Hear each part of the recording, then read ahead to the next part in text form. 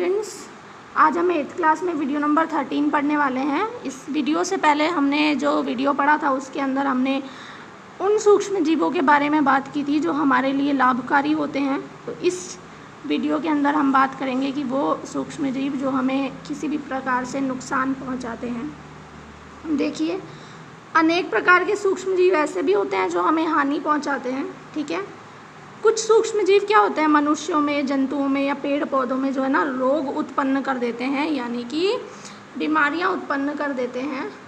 रोग उत्पन्न करने वाले ऐसे सूक्ष्म जीवों को रोगाणु या रोगजनक कहते हैं। जो ऐसे सूक्ष्म जीव होते हैं जिनसे कि रोग उत्पन्न होते हैं उन्हें हम क्या कहते हैं बेटा, रोगाणु कहते हैं। ठीक है, तो जो छोटे छोटे सूक्ष्म जीव हैं जिनकी वजह से हमें तरह तरह की बीमारियां होती हैं उन्हें हम रोगाणु कहते हैं। कुछ सूक्ष्म जीव भोजन, कपड़े, चमड़े की वस्तु आदि इन चीज़ों पर बैठ जाते हैं या उन पर लग जाते हैं और उन्हें दूषित कर देते हैं। अब हम इसके बारे में डिटेल से पढ़ते। देखिए, मनुष्यों में कौन कौन से हो सकते हैं। देखिए, मनुष्यों में रोग पैदा करने वाले सूक्ष्म जीव कैसे कैसे बॉडी के अंदर प्रवेश कर सकते हैं।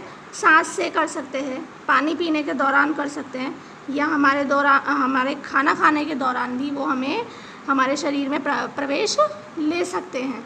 इसके बाद देखिए, आप किसी संक्रमित व्यक्ति या जंतु से सीधे संपर्क में आने से भी रोग का संचरण हो सकता है। जैसे कि इस वक्त जो चल रहा है हमारे रोग एक कोरोना, वो भी तो ऐसा ही है कि कोई संक्रमित व्यक्ति है और उसके सीधे संपर्क में आप आ रहे हैं तो वो रोग आपको भी होने की संभावना होती है। क्लियर। सूक्ष्म जीवों द्वारा होने वाले ऐसे रोग जो किसी संक्रमित व्यक्ति से स्वस्थ व्यक्ति में जो है ना किसी भी तरीके से वायु, जल, भोजन या किसी भी कायिक संपर्क से फैल जाता है उन्हें संचरणीय रोग कहते हैं। तो जो आप पढ़ रहे हैं कोविड-19 या कोरोना, वो भी कैसा रोग है, संचरणीय, क्योंकि वो वायु के, जल के या भोजन किसी के भी संपर्क में आने से फैल सकता है। इसके कुछ उदाहरण जो हैं हैजा, सर्दी जुकाम, चिकन पॉक्स, क्षय रोग, और इनमें जब आप आगे की क्लासेस में कभी छोटे बच्चों को फिर से पढ़ाएंगे तो इन्हीं रोगों में एग्जाम्पल के तौर पे आपको कोरोना भी मिल सकता है। देखिए, ज़ुकाम से पीड़ित जब कोई व्यक्ति छींकता है तो सूक्ष्म बूंद, छोटी छोटी बूंदें जो आती है उसमें हज़ारों वायरसेस होते हैं। आपको पता है कोरोना भी जो है एक वायरस ही है। ठीक है, ये क्या करते हैं, हवा में आ जाते हैं और फिर कोई स्वस्थ व्यक्ति अगर सांस लेता है हवा में तो ये हवा के साथ साथ उसके शरीर में प्रवेश कर जाते हैं। क्लियर। तो हम इसे कैसे रोकें। देखिए, ये तो आजकल हर एक बच्चे को पता है कि इन्हें कैसे रोक सकते हैं, कि हम जब छींकें या खांसें तो मुंह और नाक पर क्या रखें, रुमाल रखें, दूरी बनाए रखें संक्रमित व्यक्ति से। ठीक है, और अपने आसपास साफ सफाई रखें। ठीक है, कुछ कीट या जीव जंतु जो है ना बेटा ऐसे भी होते हैं जो रोग कारक सूक्ष्म जीवों के रोगवाहक का कार्य करते हैं। मतलब ऐसे भी जीव जंतु होते हैं जो खुद तो ये रोग नहीं होता, खुद से तो रोग नहीं फैलते, लेकिन ये रोग को फैलाने में बहुत माहिर होते हैं। उनको खुद को रोग नहीं है लेकिन फैला देंगे रोग। जैसे कि मक्खी क्या करती है, कूड़े या जंतु अपशिष्टों पर बैठती है, रोगाणु जो होते हैं अपने शरीर पर चिपका लेती है, जिससे मक्खी को तो कोई नुकसान नहीं होता। लेकिन जब मक्खी हमारे खाने पर बैठती है तो क्या करती है, जो रोगाणु उसने गंदगी से लगाए हैं वो रोगाणु वो हमारे खाने पर स्थानांतरित कर देती है। तो जो भी व्यक्ति जो है मक्खी बैठा हुआ या ऐसा कुछ खाना खा लेता है, ख़राब खाना, तो उसके बीमार पड़ने की संभावनाएं जो होती हैं बहुत ही ज़्यादा बढ़ जाती हैं। ठीक है, तो इसलिए प्रत्येक व्यक्ति को ये सलाह दी जाती है कि भोजन को हमेशा कैसा रखा जाए, ढककर रखा जाए, है ना, और बिना ढके भोजन को खाना ही नहीं चाहिए। अच्छा, अब मक्खी के अलावा एक और मादा एनाफ्लीज नाम का एक मच्छर होता है। क्या होता है, मादा एनाफ्लीज नाम का मच्छर। ये मच्छर क्या होता है, ये मच्छर जो है एक रोगाणु का वाहक है। इस मच्छर जो है ना मच्छर, ये मलेरिया के एक परजीवी का वाहक है, प्लाज्मोडियम का। ठीक है, तो एनाफ्लीज जो है ना ये एक मच्छर का नाम है। ठीक है, और वो भी फीमेल एनाफ्लीज यानी कि मादा एनाफ्लीज है ना। ये क्या करती है और मलेरिया के जीवाणु को फैलाती है। मलेरिया का क्या करेगी, ये मलेरिया के जीवाणु को फैलाएगी। और इसके अलावा एक और आप याद रखिए, मादा एडिस मच्छर, ये किसे फैलाता है? डेंगू का वायरस फैलाता है। ठीक है, तो अब हम इसे कैसे नियंत्रित करें?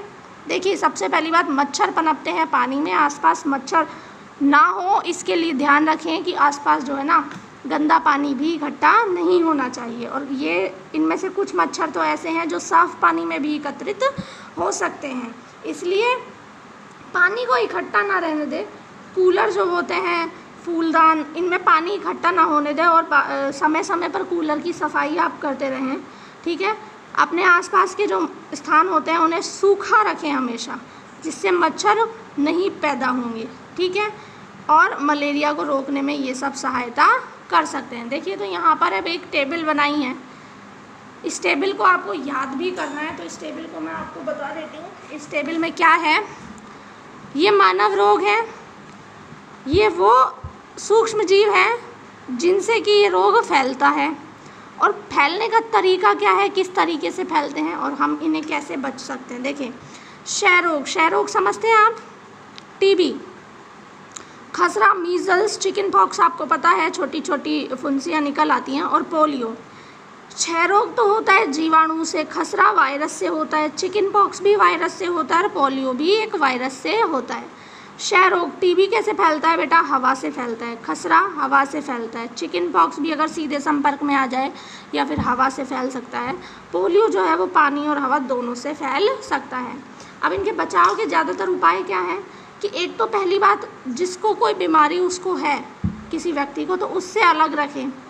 ठीक है, जो रोगी है उसकी वस्तुएं भी सारी अलग रखें, और बच्चों को समय पर है ना इनका अगर टीका लग जाए तो ये बीमारियां होने का खतरा ही नहीं होता है। क्लियर? इसके बाद देखिए, हैजा और टाइफाइड, ये दोनों जीवाणु जनित रोग हैं, जीवाणु से होते हैं, और ज़्यादातर जो ये जल से फैलते हैं, गंदे पानी से फैलते हैं। अब इनमें भी हम उपाय क्या कर सकते हैं कि एक तो स्वच्छता रखें, अच्छी आदतें बनाएं स्वच्छता की, बार बार हाथ धोना, ठीक है, पका हुआ भोजन करना, उबला हुआ पानी पीना, ठीक है, टीकाकरण करवाना।